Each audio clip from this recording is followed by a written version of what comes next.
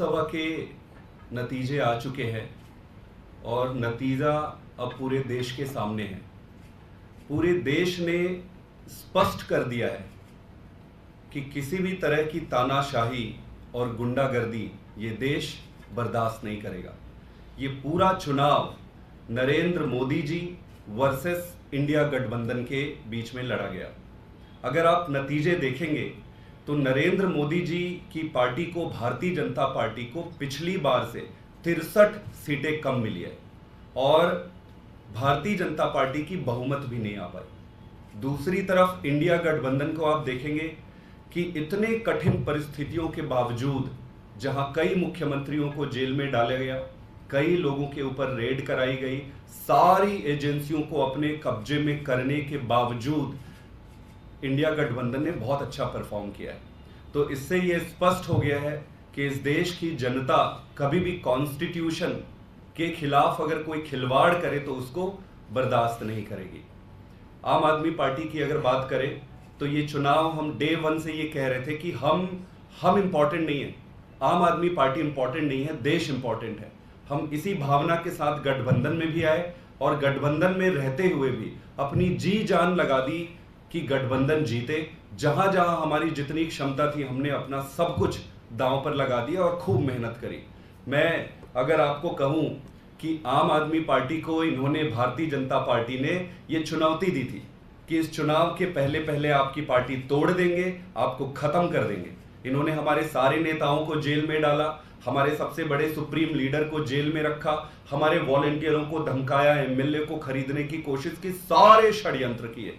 इन सारे षड्यंत्रों का नतीजा एक ही निकला कि जनता ने उन्हें नकार दिया और आम आदमी पार्टी आज एकजुट है। पूरी तरीके से हमने फाइट किया और हमारे 3 सांसद पंजाब से जीत कर आए। 2 से 3 सीटों पर हम काफी क्लोज कॉन्टेस्ट में रह गए। अगर आप देखेंगे इसका नतीजा ये हुआ कि आम आदमी पार्टी आज मजबूत है, पूरी तरीके से मजबूत है और संघर्ष के लिए तैयार है। आप देखेंगे कि गठबंधन में रहते हुए हमारे नेता, जब इनको अरविंद केजरीवाल जी को 20 दिन का समय इन्होंने दिया, वो बाहर आते ही उन्होंने प्रचार में अपना पूरा समय दिया। कई राज्यों में गए, गठबंधन के सभी दलों और नेताओं के लिए प्रचार किया। यहां तक कि चंडीगढ़ में भी आप देखेंगे कि पंजाब से लगा हुआ चंडीगढ़ है, लेकिन वो चंडीगढ़ में भी मनीष तिवारी जी के लिए प्रचार करके आए। मैंने उन्हें पूछा भी कि सर चंडीगढ़ में करना उपयोगी है क्या? उन्होंने कहा कि देश इंपॉर्टेंट है, हम इंपॉर्टेंट नहीं है, आम आदमी पार्टी इंपॉर्टेंट नहीं है, देश इंपॉर्टेंट है। तो सबसे पहले मैं आम आदमी पार्टी के सभी वॉलंटियर्स को बधाई देना चाहता हूं और धन्यवाद कहना चाहता हूं। इतनी गर्मी में, इतनी कठिन परिस्थितियों में जो उन्होंने संघर्ष किया है और जो साहस दिखाया है वो अद्भुत है। एक एक करके अगर आप लेंगे दिल्ली में, तो दिल्ली का जो नतीजा है आप देखेंगे कि दिल्ली का एक सेट पैटर्न है। वो लोकसभा के चुनाव में भारतीय जनता पार्टी को वोट करती है और विधानसभा के चुनाव में अरविंद केजरीवाल जी को और बाकी दलों को वोट करती है। वो अपने पैटर्न पे इस बार भी स्टिक रहे, लेकिन जो उनकी जीत की जो मार्जिन लाखों में होती थी, उनकी जीत की मार्जिन इस बार ही बहुत कम रह गया है। इससे यह स्पष्ट था कि जनता पूरी तरीके से इनको बदलने के लिए तैयार थी। नतीजे दिल्ली के बाद अगर हम देखेंगे पंजाब का, तो पंजाब में हमारे अगर 2019 के चुनाव के आप नतीजे देखेंगे तो हमें लगभग 7% वोट मिला था और 1 सीट पे हमारी जीत हुई थी। बाकी की सारी सीटों पर हम चौथे और 5वें नंबर पे थे। अभी के अगर हम नतीजे देखें तो हम 3 सीटों पर जीत कर आए हैं। 2 सीट काफी क्लोज कॉन्टेस्ट में हम रह गए। इसके अलावा बाकी की सीटों पर आप देखेंगे कि हमने बहुत अच्छा परफॉर्म किया है। 7% हमारा वोट शेयर पिछली बार था, इस बार 26% का आया। मैं इस बात से सहमत हूं कि उम्मीद ज्यादा रखनी चाहिए और उम्मीद ज्यादा भी थी। विधानसभा के तुलना में आप देखेंगे तो ये रिलेटिवली कम हुआ है, लेकिन आपको ये मानना पड़ेगा कि हर चुनाव अलग नैरेटिव के साथ लड़ा जाता है। लोकसभा का चुनाव था और इस चुनाव ने यह साबित कर दिया है कि आम आदमी पार्टी पंजाब में भी अब वेल स्टैब्लिश्ड पार्टी है, विधानसभा में भी है, हमारे कॉरपोरेशंस में भी बहुत सारे लोग हैं और लोकसभा में भी जीत कर आए। इसके साथ आप कुरुक्षेत्र का देखेंगे, कुरुक्षेत्र में थोड़े से मार्जिन में हमारे कैंडिडेट सुशील गुप्ता जी रह गए। पूरी आखिरी क्षण तक कंपटीशन रहा उस पर। आप भरूच को अगर देखेंगे तो भरूच में भी काफ़ी कंपटीशन रहा है चुनाव में। इसके साथ साथ चंडीगढ़ जो हम साथ में लड़े थे और चंडीगढ़ में प्रचार भी हमने किया था, वहाँ पे काफ़ी वहाँ पर जीत कर आए हैं। इसके साथ साथ आसाम में मैं आपको बता दूं कि आसाम में भी हमको 1,00,000-1,50,000 वोट हमारे कैंडिडेट को मिला है। ओवरऑल मैं इतना ही कहना चाहता हूं कि आम आदमी पार्टी के लिए ये चुनाव देश का चुनाव था। इंडिया गठबंधन के साथ हम गए, इंडिया गठबंधन के सारे धर्मों का हमने निर्वहन किया, पूरी ईमानदारी से, पूरी ताकत से काम किया और जनता का भी धन्यवाद करते हैं कि उन्होंने हमें जितना भी आशीर्वाद दिया है उसका हम बहुत बहुत धन्यवाद करते हैं। Thank you. Anything? Yes sir, मैं ये कह रहा था कि इस चुनाव परिणाम से क्या लगता है आपको कि एक राष्ट्रीय पार्टी की जो राष्ट्रीय उम्मीद थी, राष्ट्रीय एस्पिरेशन थी, उसको धक्का लगा है? आपको राष्ट्रीय स्तर तक पहुंचने में जो आपने अपना गोल बना रखा था वहां तक पहुंचने में कम से कम अब और 5 साल ज़्यादा लगेगा इस प्रदर्शन के बाद? देखिए, ये चुनाव आम आदमी पार्टी का चुनाव नहीं था और हम इम्पोर्टेंट नहीं थे इस पूरी प्रक्रिया में। इस पूरी प्रक्रिया में इंडिया अलायंस के साथ हम गए थे और पूरी पार्टी ने, हमारे नेता ने हमारा सारा नैरेटिव इंडिया अलायंस को सपोर्ट करने के लिए किया गया था। अगर आप देखेंगे राष्ट्रीय पार्टी के रूप में, तो राष्ट्रीय पार्टी के रूप में तो इस्टेब्लिश है ही है।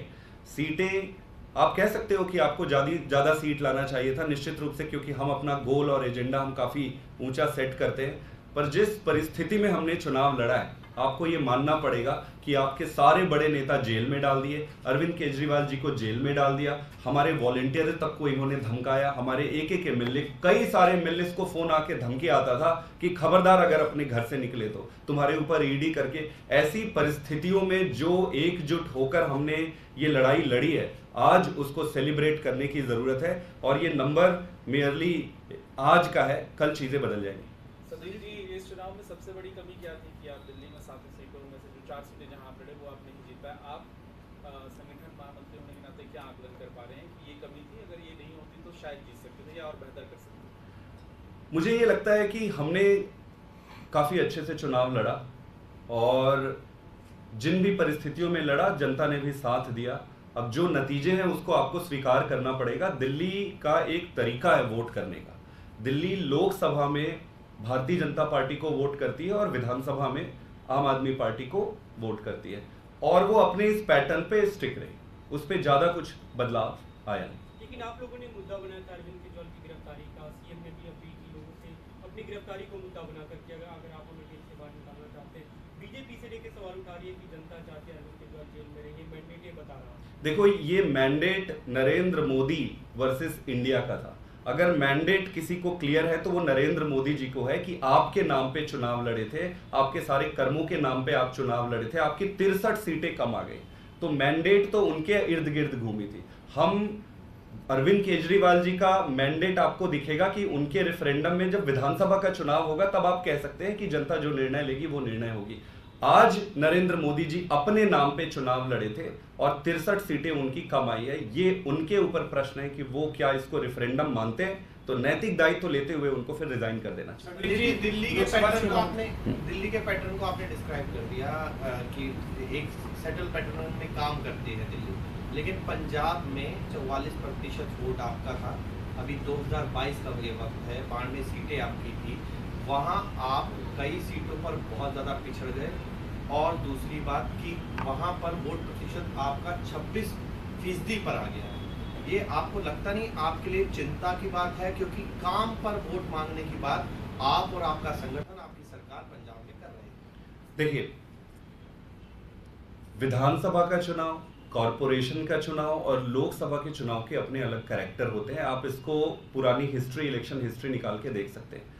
पिछले लोकसभा के चुनाव को अगर आप इस बार से कंपेयर करेंगे तो काफी इंप्रूवमेंट हुआ है। मैं आपकी बात से सहमत हूं। अगर आप विधानसभा से कंपेयर करेंगे तो इस पे डिक्रीज हुआ है, लेकिन जिन परिस्थितियों में हमने चुनाव लड़ा, पहले तो आपको वो कंसिडर करना पड़ेगा।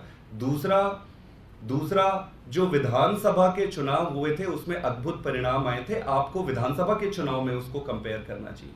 मेरा ये मानना है कि हमारा गोल क्या था। हमारा गोल ये था कि भारतीय जनता पार्टी को घुसने नहीं देना है इन राज्यों में। चंडीगढ़ में हम मिलकर चुनाव लड़े, भाजपा को अलग रखा। पंजाब में भाजपा की 2 सीटें थी, हमने किसी भी तरीके से 1 सीट आम आदमी पार्टी को आई होशियारपुर की और 1 गुरदासपुर की कांग्रेस को आई। तो कांग्रेस को हमने वहां, भाजपा को हमने वहां पर 0 कर दिया, वहां पे कांग्रेस ने उनको हराया। जो मुख्य उद्देश्य था, आपको ये देखना पड़ेगा कि पूरी इंडिया गठबंधन का उद्देश्य क्या था और क्या आपने अपने उद्देश्य को अचीव किया। मुझे ये लगता है कि आज की तारीख में इन परिस्थितियों में जो उद्देश्य थे और जो अचीवमेंट हुआ है वो काफी अच्छा है। लेकिन आप बात नहीं कर रहे थे 13-0 का, लेकिन वो हो नहीं पाया। हो जाएगा आने वाले टाइम पे। मुझे लगता है कि इन परिस्थितियों में सारे लोगों ने मिलकर बहुत अच्छे निर्णायक भूमिका निभाई। भारतीय जनता पार्टी को वहां 0 कर दिए, ये इंपॉर्टेंट है। चंडीगढ़ से उनको भगा दिया, ये इंपॉर्टेंट है। हरियाणा में आप देखेंगे तो उनको बुरी तरीके से डिफीट किया, ये इंपॉर्टेंट है। गुजरात में कभी जो 0 आती थी विपक्ष की, वहां पर 1 सीटें आई, बाकी की कई सीटों पर उनके पसीने छुड़ा दिए, ये इंपॉर्टेंट है। मोटा मोटे आज देश के सामने एक ही चीज है कि नरेंद्र मोदी जी क्या नैतिक दायित्व लेंगे इन 63 सीट कम होने का। शाम की मीटिंग का बता दीजिए संदीप जी, शाम की मीटिंग का बता दीजिए कि आप लोगों का क्या एजेंडा है।